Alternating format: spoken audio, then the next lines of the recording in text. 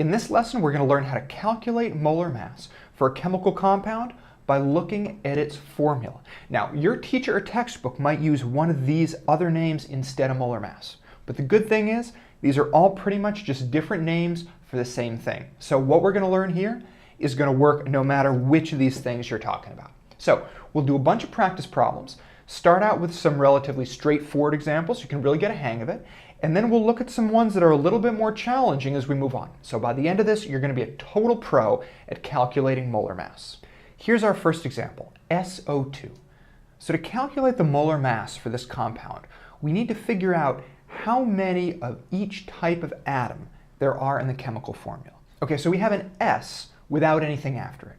So that means that we have one sulfur atom, right? When you have a chemical symbol without anything after it, it means you have just one of them. Then we have O2, which means that we have two oxygen atoms here. So one sulfur atom, two oxygen atoms in this formula. Now, we need to figure out how much sulfur atoms and how much oxygen atoms weigh. And we can do that from the periodic table. So we look up sulfur and oxygen on the periodic table, and this is what we find. And these numbers here are how much these various atoms weigh. So now we add these together, keeping in mind how many of each atom we have. So we have one sulfur atom, so I'll do 1 times how much sulfur weighs, which is 32.07, plus 2, because I have two oxygens, 2 times how much oxygen weighs, which is 16.00.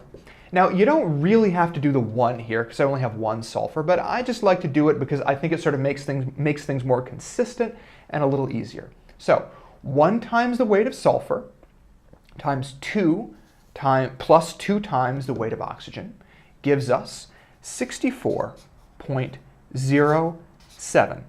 And the units here are grams per mole. Now, what this means is that 1 mole of SO2 weighs 64.07 grams. That's what this grams per mole means. So how much does a mole of SO2 weigh? 64.07 grams. Let's keep going.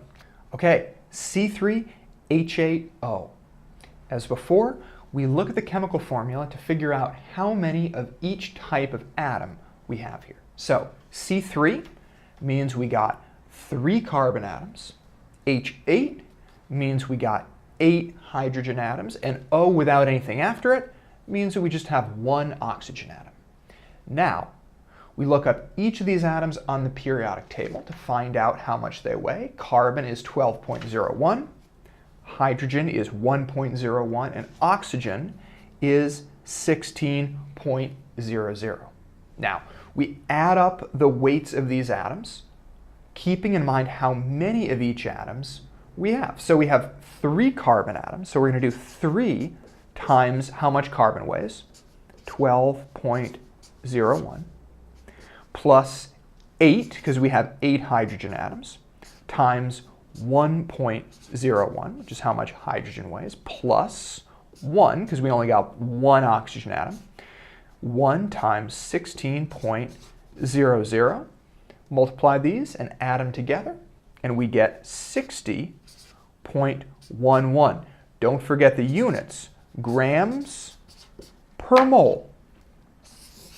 And once again, this grams per mole here means that 1 mole of C3H8O weighs 60.11 grams. This is the amount of grams that a mole of this weighs.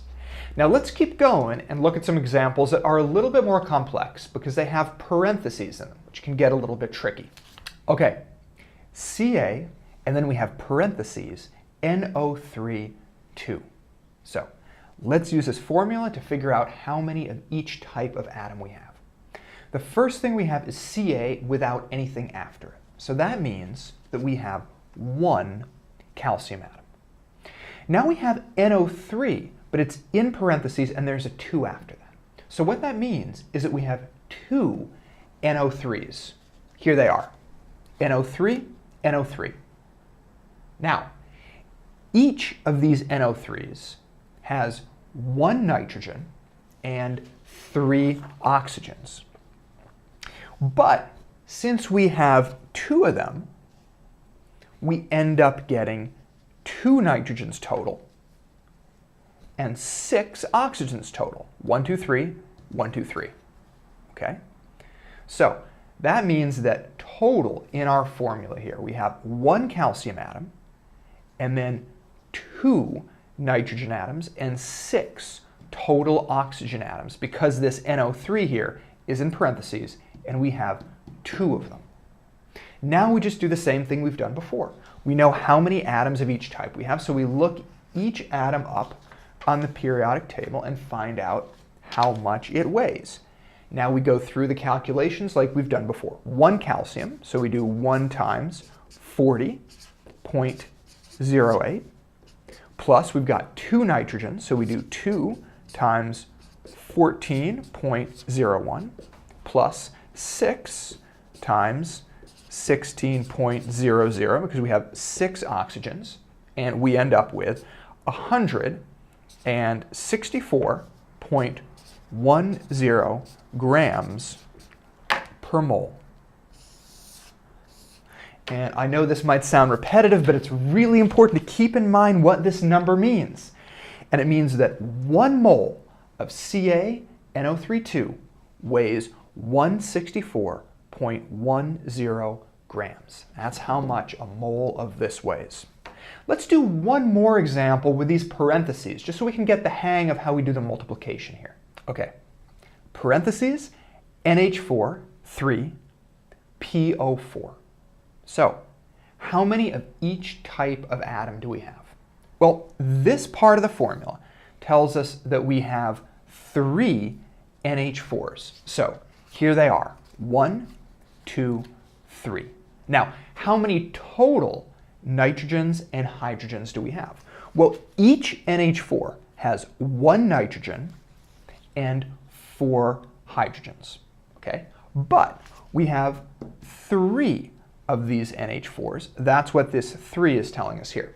So that means that total, since we have 3 of these, we have in total 3 nitrogen atoms and 12 hydrogen atoms, okay?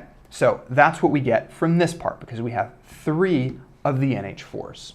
Now let's keep going with the formula. We got a P with nothing after it, which means that we have 1 phosphorus atom, and then we have an O with 4 after it, so that means we have 4 oxygen atoms, okay?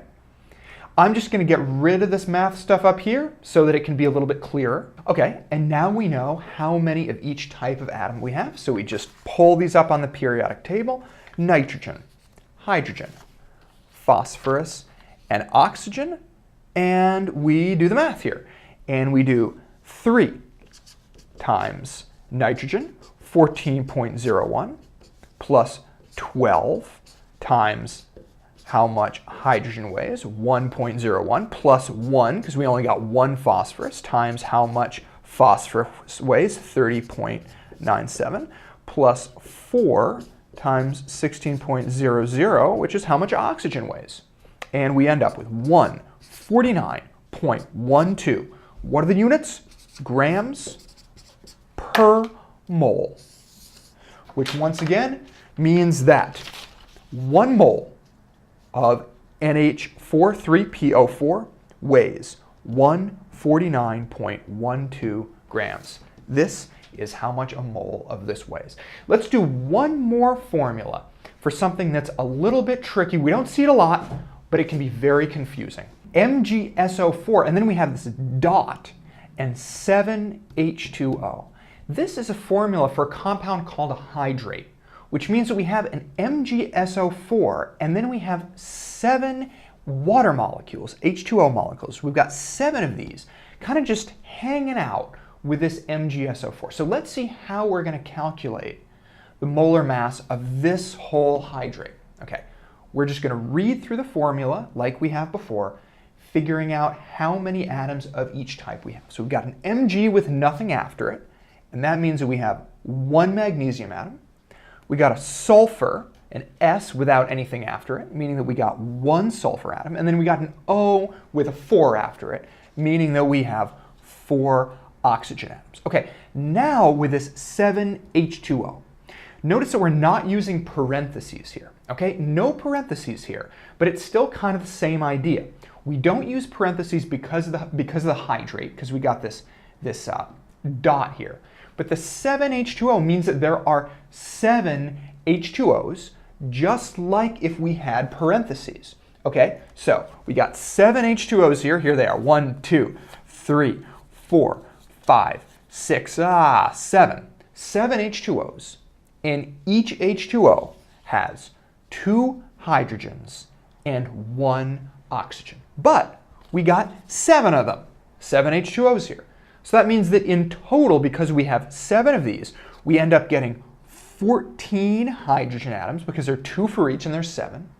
And then there's 1 oxygen in each of the H2Os. So we have 7 oxygens total. So that's how we deal with the 7H2O part of things. Again, let me just clean up some of this math here so we can just be left with the atoms that we have in the formula. Okay, so now we have our atoms here. We got magnesium, we got sulfur, we got oxygen, we got hydrogen, and we got oxygen. Now, if you're observant, you might realize we got oxygen in 2 places. So instead of doing it separately, I could add these up and say I have 11 oxygens total. Why am I doing it separately? I don't really know. Maybe it's just because I think it's a little bit clearer, but you can do whatever you like. Still, I'm going to do the oxygens separately because I just have it laid out like this. Anyway, the math for this is going to be 1 times how much magnesium weighs, 24.31, because I got 1 magnesium, plus 1 times how much sulfur weighs, plus I got 4 oxygens right here, so 4 times 16.00, plus I got 14 hydrogens, 14 times 1.01, and finally we got these other oxygens that are in the hydrate part, or in the water part of this, so we got 7 times 16.00.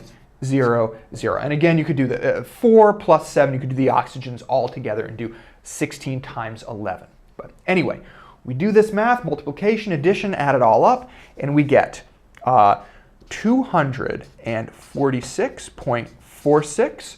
What are the units? Grams per mole.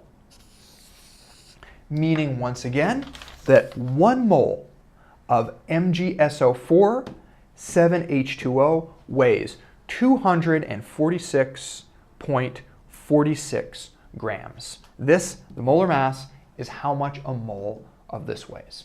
So now, no matter what kind of chemical formula you get, if it's got parentheses, if it's got a dot, if it's a hydrate, you're going to be totally set. You should know exactly how to calculate molar mass.